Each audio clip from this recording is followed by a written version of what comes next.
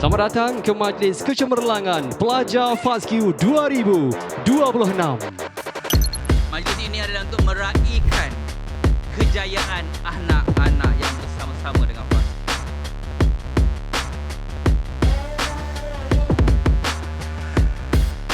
Di dalam dunia hari ini, rajin tanpa sokongan yang betul adalah struggle sia-sia.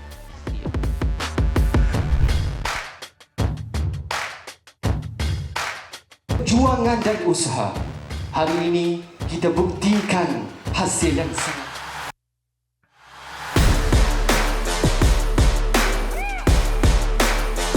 SPM ini bukan penamat, tetapi batu loncatan untuk pergi lebih jauh. Dan selepas ini, teruskan semangat ini untuk terus lebih berjaya lagi, membantu beri manfaat kepada lebih ramai orang dengan menjadi pakar dalam bidang masing-masing.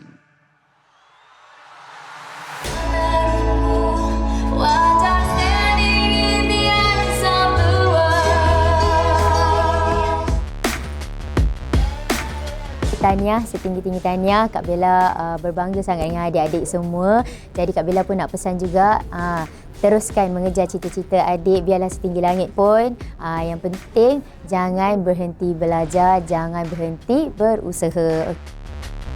Semua benda yang kita belajar waktu sekolah ataupun waktu universiti nanti kita akan apply dalam kehidupan seharian kita.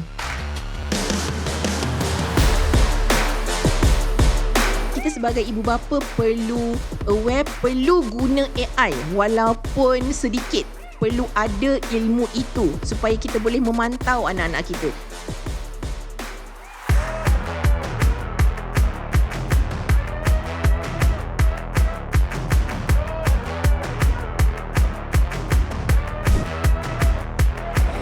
Wah, okey.